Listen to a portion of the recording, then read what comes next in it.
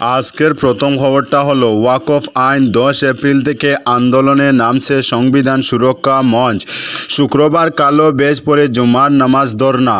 সর্বভারতীয় মুসলিম পার্সোনেল ল বোর্ডের নির্দেশে অসম ও ত্রিপুরা সহ উত্তর পূর্বাঞ্চলের সমস্ত মুসলিম সংগঠন ও সামাজিক সংগঠনকে সঙ্গে নিয়ে ওয়াকফ সংশোধনী আইন প্রত্যাহারের দাবিতে আন্দোলন চালিয়ে যাওয়ার লক্ষ্যে সংবিধান সুরক্ষা মঞ্চের গঠন করা হয়েছে। তবে নবগঠিত এই মঞ্চে মৌলানা আতাউর রহমান মাজার ভূঁইয়া, মৌলানা মাহমুদুল হাসান ও মৌলানা সারিমুল হক লস্করকে মুখ্য আহ্বায়ক হিসাবে মনোনীত করা হয়েছে।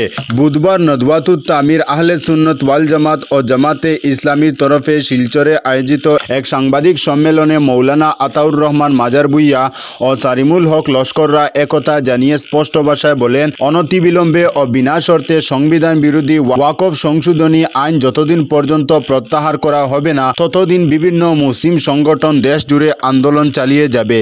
এই আইন বাতিলের দাবিতে সংবিধান সুরক্ষা মঞ্চের তরফে প্রথম দফার আন্দোলন 10 এপ্রিল থেকে শুরু হয়ে আগামী 7 জুলাই পর্যন্ত চলবে। এর অঙ্গ হিসাবে শুক্রবার কালো বেজ পরে জুমার নামাজ পাঠ করবেন বিভিন্ন মুসলিম সংগঠন সহ সমাজের সাধারণ মানুষ। নামাজ শেষে এদিন প্রতীকী ধর্নায় সামিল হবেন তারা। আন্দোলনকে ঘিরে গোটা উপত্যকা জুড়ে প্রচার ও সচেতনতা অভিযান চালানো হবে। ওয়াকফ সংশোধনী আইন প্রত্যাহারের দাবিতে গোটা মুসলিম সমাজ তাদের শেষ নিঃশ্বাস পর্যন্ত আন্দোলন চালিয়ে যাবে।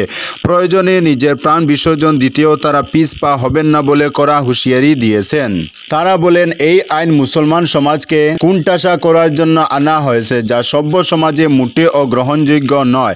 এই অসাংবিধানিক আইন দেশে একটি বিশৃঙ্খল পরিস্থিতির সৃষ্টি করবে বলে মনে করছেন মুসলিম বুদ্ধিজীবীরা। তাই দেশের শান্তি, সংহতি, সম্প্রীতি ও ঐক্যতাকে বজায় রাখার জন্য গণতান্ত্রিক পদ্ধতিতে শান্তিপূর্ণ আন্দোলন চালিয়ে এই আইন বাতিলের দাবিতে সরকারের উপর চাপ সৃষ্টি করবেন বলেও জানিয়েছেন তারা। আজকের পরবর্তী খবরটি হলো গরমের মধ্যে কম্বল বিতরণ মন্ত্রীর। 40 ডিগ্রিতে পুড়ছে গোটা রাজ্য, জারি তাপপ্রবাহের সতর্কতাও। তার মধ্যেই গরিব দুস্থদের কম্বল বিতরণ করলেন বিহারের মন্ত্রী। গরমের মধ্যেই সেই অনুষ্ঠানে হাজির শ শ মানুষ, কিন্তু মন্ত্রীর এহেন কীর্তিতে চক্ষু চরক গাছ রাজ্যের বাসিন্দাদের। এমনকি নেটিজেনরাও তীব্র সমালোচনা করলেন। সর্বভারতীয় সংবাদ মাধ্যম সূত্রে জানা গেছে, ঘটনাটি ঘটেছে বিহারের বাঁশওয়ারা বিধানসভার অন্তর্গত আহিয়াপুর গ্রামে। ভারতীয় জনতা পার্টি অর্থাৎ বিজেপির 46তম প্রতিষ্ঠা দিবস উপলক্ষে বিহারের ক্রীড়ামন্ত্রী সুরেন্দ্র মেহতা দুস্থদের কম্বল বিতরণ করেন। সেই অনুষ্ঠানের ছবি তিনি নিজেই পোস্ট করেছেন সোশ্যাল মিডিয়ায়, যা ছড়িয়ে পড়তেই শোরগোল। খুদ ক্রীড়ামন্ত্রী জানিয়েছেন, ভারতীয় জনতা পার্টির প্রতিষ্ঠা দিবস ধুমধাম করে পালিত হয় আহিয়াপুর গ্রামে। গোবিন্দপুর 2 পঞ্চায়েতের এই গ্রামে বাসিন্দাদের কম্বল বিতরণ করা হয়। জানা গেছে, কমপক্ষে 500 জনের হাতে কম্বল তুলে দিয়েছেন তিনি। একাধিক ছবিতে গ্রামবাসীদের কম্বল হাতে অনুষ্ঠানে দেখা গিয়েছে।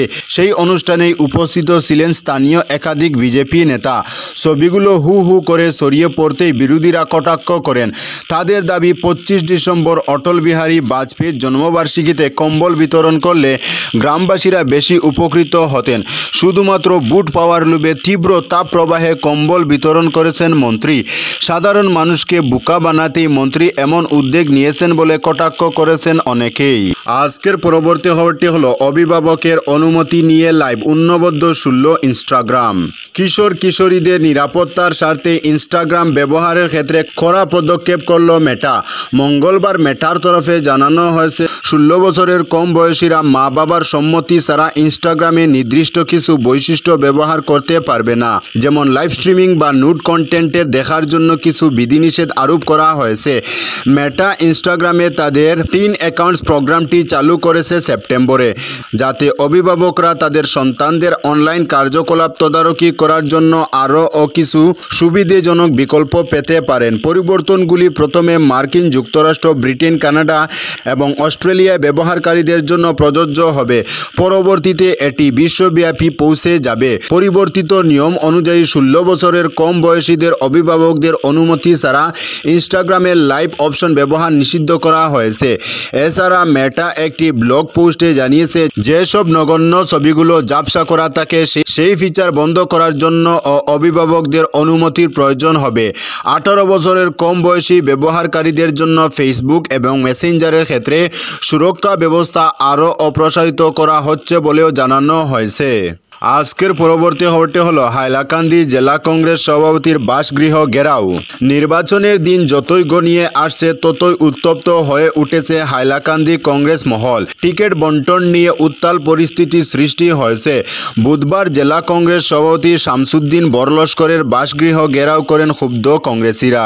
জেলা পরিষদ ও আঞ্চলিক পঞ্চায়েতের সদস্যের টিকিট বন্টনে অনিয়মের অভিযোগে জেলা সভাপতির গৃহ ঘেরাও করা হয়। বর্তমানে গড়ে আত্মগোপন করে রয়েছেন জেলা সভাপতি। আজকের পরবর্তী খবরটি হলো সিলিং ফ্যান নাতির উপর ভেঙে পড়ল, রক্তাক্ত দেহ দেখে হৃদরোগে দিদার মৃত্যু। সুনাইর বেড়াবাগ দ্বিতীয় খণ্ড গ্রামে মঙ্গলবার সন্ধ্যায় এক হৃদয় বিদারক ঘটনা ঘটেছে। গড়ের সিলিং ফ্যান ছিঁড়ে পড়ে গুরুতর আহত হয় 4 বছর 5 মাস বয়সী শিশু জহিরুল ইসলাম মজুমদারের উপর। এই মর্মান্তিক দৃশ্য সহ্য করতে না পেরে হৃদরোগে আক্রান্ত হয়ে মৃত্যু হয়েছে তার 66 বছর বয়সী দিদা পুতুরুন্নেসা মজুমদারের। স্থানীয় সূত্রে জানা গেছে মঙ্গলবার সন্ধ্যা 6টা নাগাদ জহিরুল ঘরে খেলা করছিল। হঠাৎ করেই সিলিং ফ্যানটি ছিঁড়ে তার উপর পড়ে। ফ্যানের আঘাতে জহিরুলের মাথা ও শরীরের বিভিন্ন স্থানে গুরুতর আঘাত লাগে এবং রক্তক্ষরণ শুরু হয়। পাশে থাকা দিদা পুতুরুন্নেসা এই ভয়াবহ দৃশ্য দেখে জ্ঞান হারিয়ে ফেলেন। পরিবারের সদস্যরা দ্রুত রক্তাক্ত জহিরুল এবং অচেতন দিদাকে স্থানীয় হাসপাতালে নিয়ে যান। হাসপাতালে পৌঁছানোর পর কর্তব্যরত চিকিৎসক পুতুরুন্নেসাকে মৃত বলে ঘোষণা করেন। প্রাথমিক চিকিৎসার পর শিশু জহিরুলকে রাতেই বাড়িতে ফিরিয়ে আনা হয়েছে, তবে তার সঙ্গে ফিরেছে দিদার নিথর দেহ। এই আকস্মিক ও মর্মান্তিক ঘটনায় এলাকায় শোকের ছায়া নেমে এসেছে। আজকের পরবর্তী খবরটি হলো বাগা শেরখান সড়কে সড়ক দুর্ঘটনা, গুরুতর আহত বাইক চালক। মঙ্গলবার রাতে বাগা শেরখান সড়কের রাজনগর বাঙ্গি এলাকায় সংঘটিত হয়েছে ভয়ঙ্কর সড়ক দুর্ঘটনা। রাত 11টা নাগাদ সড়কের পাশে গুরুতর আহত অবস্থায় বাইক চালককে দেখতে পান স্থানীয় মানুষ। পাশেই পড়ে রয়েছে পালসার 150 বাইক। ঘটনা প্রত্যক্ষ করে এগিয়ে আসেন স্থানীয় মানুষ। তখনও দুর্ঘটনায় আহত যুবকের জ্ঞান ছিল না বলে জানিয়েছেন অনেকে। আহত বাইক চালক নিজের নাম মূল বা মুন এবং বাড়ি পশ্চিম রাজনগরে বলে জানিয়েছে উল্লেখ করেছেন অনেকেই। সে জানায় একটি অটোর সঙ্গে তার সংঘর্ষ হয়েছে বলে জ্ঞান হারিয়ে ফেলে আহত যুবক। স্থানীয়রা তাৎক্ষণিক তাকে উদ্ধার করে একটি ব্যক্তিগত বাহনে দোলাই প্রাথমিক স্বাস্থ্য কেন্দ্রে প্রেরণ করেন। আঘাত গুরুতর হওয়ায় সেখান থেকে আহত যুবককে শিলচর মেডিকেল কলেজ ও হাসপাতালে স্থানান্তর করা হয়েছে বলে জানা যায়। আহত যুবকের প্রকৃত নাম ও বাসস্থানের ঠিকানা স্পষ্ট জানা সম্ভব হয়নি। দুর্ঘটনার খবরে পুলিশ দুর্ঘটনাস্থলে উপস্থিত হয়ে দুর্ঘটনাগ্রস্ত বাইক নিজেদের হেফাজতে নিয়েছে। আজকের পরবর্তী খবরটি হলো কাছাড়ে 130টি এপি পদের প্রার্থী তালিকা প্রকাশ বিজেপির। পঞ্চায়েত নির্বাচনকে সামনে রেখে কাছাড়ে 130টি আঞ্চলিক পঞ্চায়েত সদস্য পদে দলীয় প্রার্থীদের তালিকা প্রকাশ করল বিজেপি। মঙ্গলবার নির্বাচনে জেলার দলীয় ইনচার্জ মন্ত্রী কৃষ্ণেন্দু পাল ও বরাক উপত্যকা উন্নয়ন বিভাগের মন্ত্রী কৌশিক রায় শিলচরে দীর্ঘক্ষণ দলের মণ্ডল স্তরের কর্মকর্তাদের সঙ্গে কথা বলেন। দলীয় কার্যালয়ে পৃথকভাবে এসব বার্তালাপের পর রাতে ঘোষণা করা হয় 130 জনের তালিকা।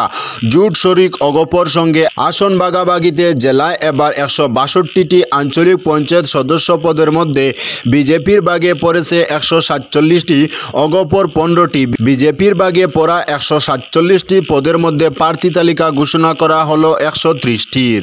খবর অনুযায়ী শেষ পর্যন্ত সিদ্ধান্ত হয়েছে বাকি 17টি পদে ভোটের পরিসংখ্যানের কথা মাথায় রেখে আসন ভাগাভাগির বাইরে গিয়ে অগপ এবং বিজেপি উভয় দলই বন্ধুত্বপূর্ণ লড়াই করবে। আজকের পরবর্তী খবরটি হলো হাইলাকান্দিতে বাকি যায় সার্টিফিকেট বাধ্যতামূলক নয়।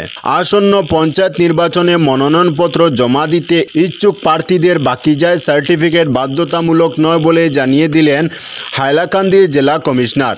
বুধবার এক নোটিশ ইস্যু করে জেলা কমিশনার জানিয়েছেন, মনোনয়নপত্র পরীক্ষার সময় যদি প্রার্থী প্রতিদ্বন্দ্বিতার মুখে পড়েন তবে সার্টিফিকেট প্রদান করতে হবে। এই নোটিশে গ্রাম পঞ্চায়েত সদস্যের ক্ষেত্রে মনোনয়নপত্র জমার সময় যদি কোনো প্রার্থীর ব্যাংক অ্যাকাউন্ট ইতিমধ্যেই থাকে তবে নতুন করে বা পৃথক ব্যাংক অ্যাকাউন্টের প্রয়োজন লাগবে না বলে জানানো হয়েছে। তবে মনোনয়নপত্র জমার তারিখে প্রার্থীর ব্যাংক অ্যাকাউন্টের আপ টু ডেট স্টেটমেন্ট জমা দিতে হবে। আজকের পরবর্তী খবরটি হলো কাছাড়ে কংগ্রেসের ইলেকশন ম্যানেজমেন্ট কমিটির চেয়ারম্যান পদে অরুণ সরলেন অভিজিৎ পাল। কাছাড়ে পঞ্চায়েত নির্বাচনকে সামনে রেখে কংগ্রেস এ পর্যন্ত কোনো প্রার্থী তালিকা ঘোষণা করেনি। এরই মধ্যে জেলা কংগ্রেসের ইলেকশন ম্যানেজমেন্ট কমিটির চেয়ারম্যান পদ থেকে সরে দাঁড়ালেন দলের জেলা সভাপতি অভিজিৎ পাল। তার স্থলাভিষিক্ত হয়েছেন প্রাক্তন জেলা সভাপতি অরুণ দত্ত মজুমদার। গভীর রাতে এসব ডামাডুলের আগে দলীয় প্রার্থী তালিকা চূড়ান্ত করতে মঙ্গলবারও দলের জেলা স্তরের ইলেকশন ম্যানেজমেন্ট কমিটির সদস্যরা দফায় দফায় বৈঠকে বসেন। তবে এতেও প্রার্থী তালিকা চূড়ান্ত করা সম্ভব হয়নি। এর মধ্যে এক বিশেষ সূত্রে জানা গেছে, সোনাই বিধানসভা এলাকায় জেলা পরিষদ ও আঞ্চলিক পঞ্চায়েত সদস্য পদে প্রার্থী চয়নকে ঘিরে বিভিন্ন অভিযোগ উঠায় এতে হস্তক্ষেপ করেছে প্রদেশ কংগ্রেস। সূত্রটি জানায়, প্রদেশ কংগ্রেসের পদমস থেকে নির্দেশ দেওয়া হয়েছে সোনাইয়ের প্রার্থী চয়নের ব্যাপারটা তাদের পক্ষ থেকে চূড়ান্ত করা হবে। যদিও অভিজিৎ পাল দাবি করেন এ ধরনের কোনো নির্দেশ আসেনি প্রদেশ কংগ্রেস থেকে। আজকের পরবর্তী খবরটি হলো ফের এয়ার ইন্ডিয়ার বিমানে অপ্রীতিকর ঘটনা, বিজনেস ক্লাসে সহযাত্রীর উপর প্রস্রাব। নয়াদিল্লি থেকে ব্যাংককগামী এয়ার ইন্ডিয়া ফ্লাইট AI 2336-তে ফের এক বিতর্কিত ঘটনা ঘটেছে। বিজনেস ক্লাসে এক পুরুষ যাত্রী অন্য এক সহযাত্রীর উপর প্রস্রাব করেছেন বলে অভিযোগ উঠেছে। ঘটনাটি ঘটেছে বুধবার। বিমানটি যখন ব্যাংককে অবতরণের প্রস্তুতি নিচ্ছিল তখন প্রাথমিক রিপোর্ট অনুযায়ী ভুক্তভোগী ব্যক্তি একটি বড় সংস্থার উচ্চপদস্থ কর্তা। অভিযুক্ত যাত্রী তার কৃতকর্মের জন্য ক্ষমা চেয়েছেন বলেও জানা গেছে। এখনও পর্যন্ত অভিযুক্ত ও ভুক্তভোগীর পরিচয় প্রকাশ করা হয়নি। ঘটনাটির সঠিক কারণও জানা যায়নি।